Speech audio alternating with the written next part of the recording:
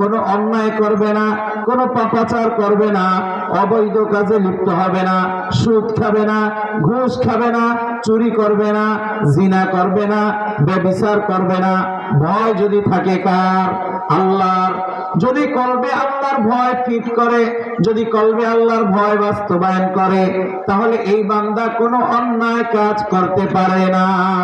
এজন্য আল্লাহ কোরআনে কারীমের বিভিন্ন জায়গায় আল্লাহকে ভয় করা বলে। আল্লাহকে ভয় করার মাধ্যমে প্রত্যেকটা মানুষ তার প্রকৃত রবকে চিনতে পারবে, তার দুনিয়াকে চিনতে পারবে, তার আখিরাতকে চিনতে পারবে।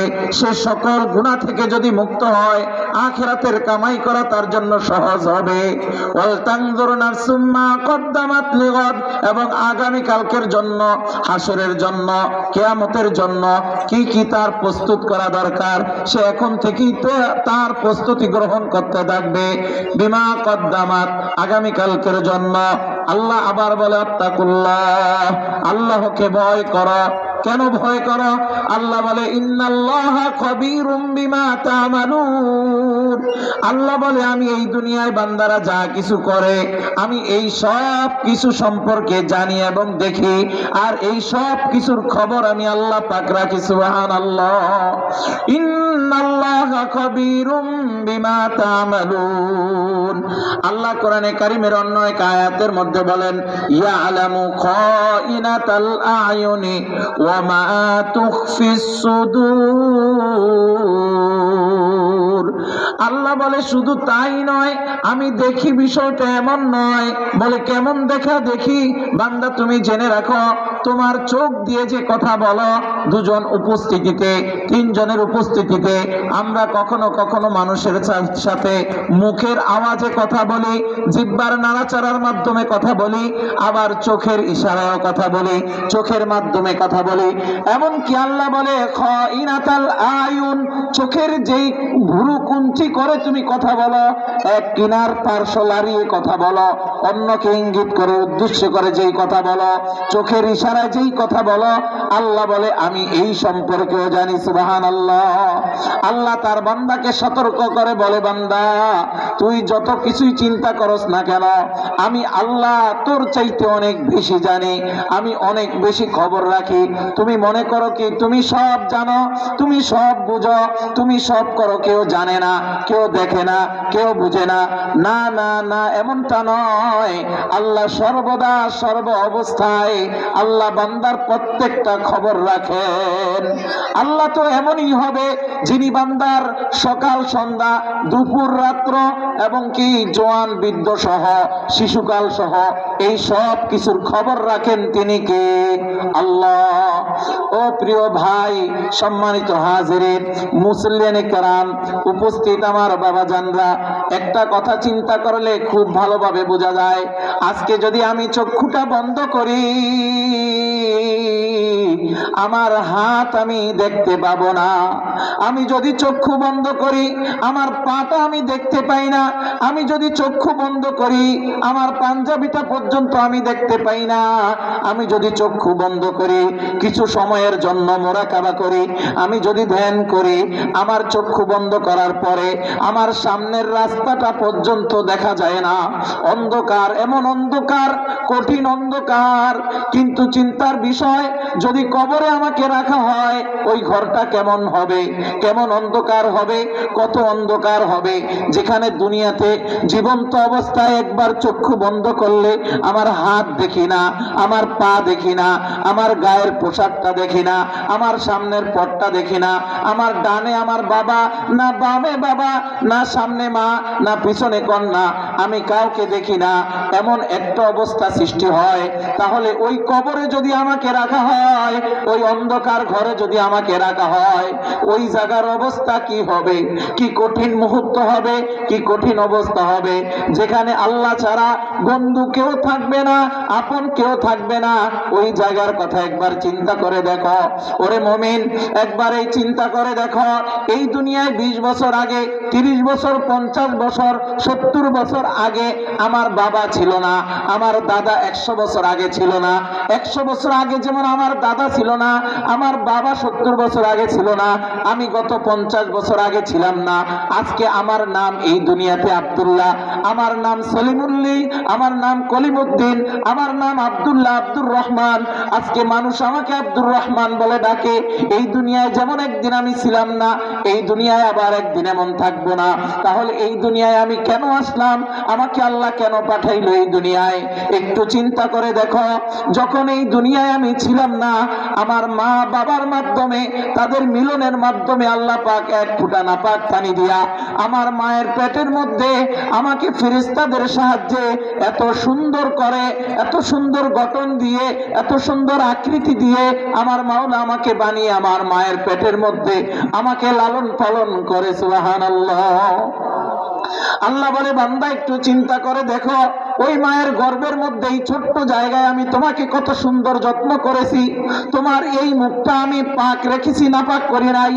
যদিও তোমাকে আমি তোমার মায়ের নাপাক রক্তটা খাইয়েছি, আমার এমন কুদরতি শক্তি দ্বারা তোমার নাভিতে, তোমার মায়ের পেট থেকে, তোমার নাভির মাধ্যমে তোমার পেটের মধ্যে আমি খাবার সংগ্রহণ করেছি। কিন্তু তোমার পেট আমি পূর্ণ করে রেখেছি, কিন্তু কখনো মুখ দ্বারা তোমাকে নাপাক রক্ত খাওয়াই নাই। আমি এই মুখটাকে তোমার পবিত্র করে রেখেছি। ও বান্দা, আজকে তুমি দুনিয়ায় আসার পরে এই মুখটা তুমি নাপাক করে ফেলেছ। এই মুখ দ্বারা, জবান দ্বারা কত গুনাহ করেছ, কত মিথ্যা সাক্ষী দিয়েছ, কত মানুষের চুরির সাক্ষী দিয়েছ, কত সুদের, কত ঘুষের লেনদেনের চুক্তি তুমি জবান দ্বারা দিয়েছ। ও বান্দা, এই জবানের একদিন হিসাব হবে। এই জবানকে একদিন জিজ্ঞেস করা হবে। এই জবান সেদিন কি সাক্ষী দিবে? এই জবান সেদিন তোমার বিরুদ্ধে গিয়ে কথা বলবে। যতই তুমি বলবা, ও আমার জবান, আমি তোমার জন্য সবকিছু করেছি, আমি তোমার জন্য সবকিছু বিসর্জন দিয়েছি, যত মিথ্যা কথা বলেছি, যত জায়গায় সাক্ষী দিয়েছি, যত গালিগালাজ করেছি, যত সুদের টাকা আমার এই জবান দিয়ে খেয়েছি, যত হারামের জিনিস সম্পদ আমার জবানে খেয়েছি, আমি তো সব তোমার জন্য করেছি। সেদিন জবান বলবে, না, আমার জন্য তুমি কিছুই করো নাই, তুমি তোমার নফসের জন্য সব করেছো, আমার জন্য কিছু করে নাই। আল্লাহ আমাকে বলে নাই যে আমাকে এমন ভাবে তোমার পালতে হবে। সেই দিন কি অবস্থা হবে?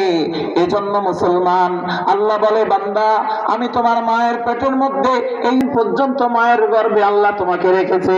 আল্লাহ আমাকে ওই মায়ের গর্ভে এভাবে পালন করে একটা সূক্ষ্ম পথ দিয়ে, একটা সূক্ষ্ম রোগে দিয়ে আমাকে আল্লাহ পাক কুদরতি ভাবে এই দুনিয়ার আলো দেখার সুযোগ করে দিয়েছেন। তিনি কে?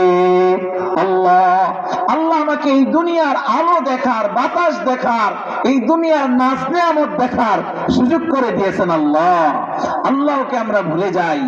এত নাপাক জিনিস থেকে, এত ক্ষুদ্র জিনিস থেকে এত সূক্ষ্মভাবে আল্লাহ আমাকে সৃষ্টি করে এই দুনিয়ায় পাঠিয়েছে, যেখানে একদিন আমার অস্তিত্ব ছিল না, যেখানে একদিন আমার কিছু ছিল না, আজকে আমার সব আছে।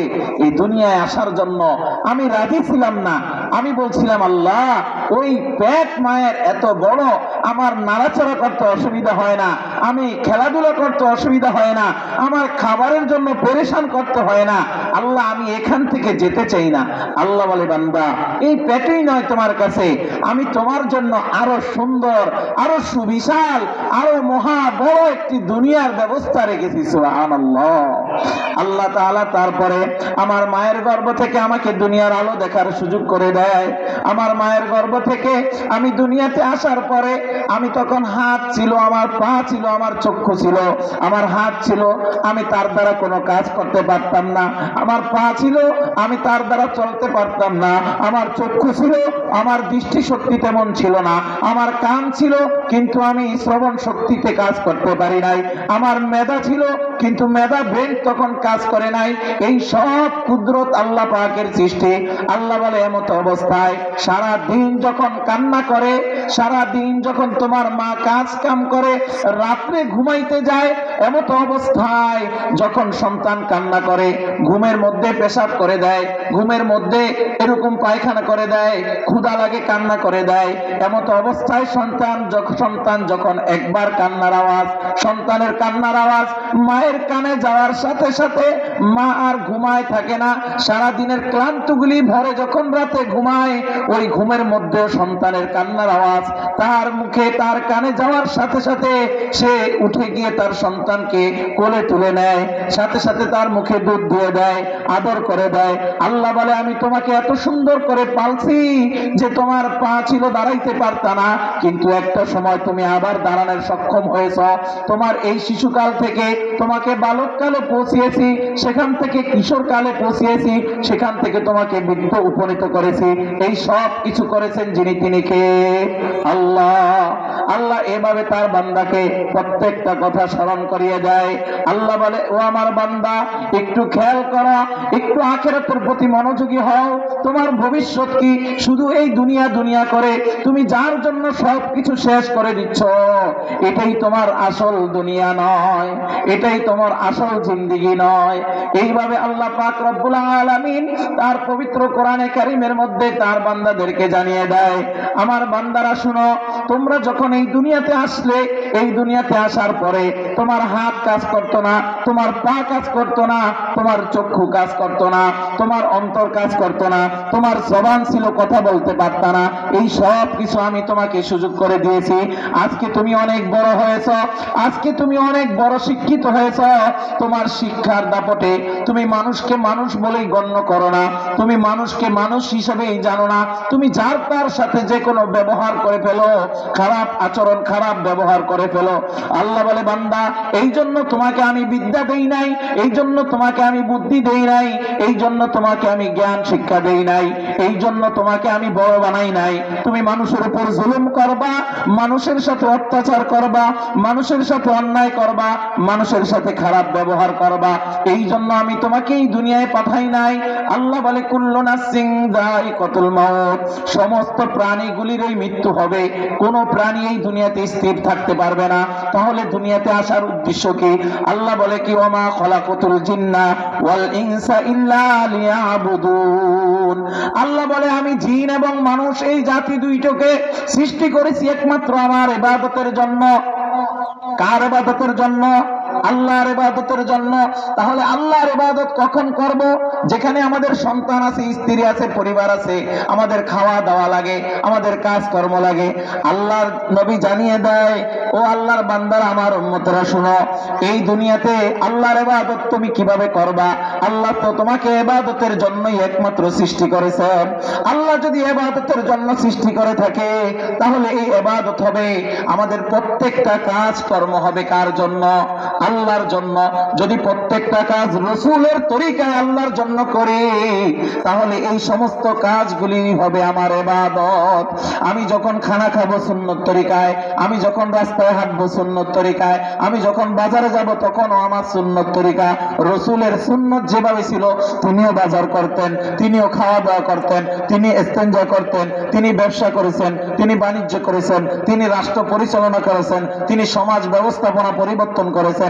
এই সব কিছু যখন আমার রাসূলের তরিকা আর আদর্শ মতন হবে, এই সব কিছু আল্লাহর ইবাদত বলেই গণ্য হবে। সুবহানাল্লাহ। এটা চিন্তা করার বিষয় যে আল্লাহ তাআলা ইবাদতের জন্য যদি আমাদের সৃষ্টি করে থাকে, তাহলে তো আমরা ইবাদত করি না। তাহলে ইবাদত করার সময় কখন? আমি তো কাজ কামে ব্যস্ত, সন্তান নিয়ে ব্যস্ত, স্ত্রী নিয়ে ব্যস্ত, পরিবার নিয়ে ব্যস্ত। হ্যাঁ, এই সব কিছু যদি আল্লাহ রাসূলের আদর্শ মোতাবেক কাজ করার ফিকির করি, তাহলে এই সব ইবাদতের ভিতরে গণ্য হবে। সুবহানাল্লাহ। এই জন্য আমরা খেয়াল রাখবো সব সময়, যাতে ইবাদতের মধ্যে আমাদের প্রত্যেকটা মুহূর্ত যায়। সম্মানিত হাজিরিন, তো বলতেছিলাম, এই দুনিয়া একদিন আমি ছিলাম না, এখন আসছি, আবার একদিন থাকবো না। তাহলে এই দুনিয়ার মধ্য জীবনটা আমরা কি জন্য কিভাবে কাটাইলাম? কিভাবে কাটাবো, কি করার জন্য আসলাম, একটু ভাবতে হবে। এজন্য আমাদের বারবার স্মরণ করা লাগবে, সেই কথাকে স্মরণ করা লাগবে যে কথা রাসূল আমাদেরকে জানিয়েছে, যে দুনিয়াতে আসার পরে একটা সময় আমি যুবক ছিলাম, এত সুদর্শন ছিলাম, এত সুন্দর বালক ছিলাম যে আমার দিকে তাকাতো চোখ ফেলতে পারতো না, এত সুন্দর, এত সুঠাম, এত শক্তির অধিকারী। আমি জেলা থেকে জেলা, থানা থেকে থানা, ইউনিয়ন থেকে ইউনিয়ন, দেশকে দেশ আমি এত সফর করেছি, কিন্তু আমি কোনোদিন হরান হই নাই, ক্লান্ত হই নাই, আমার কোনো ভয় ছিল না। আজকে আমি বৃদ্ধ হয়ে গেছি, এখন আর আমি সফর করতে পারি না, এখন আমি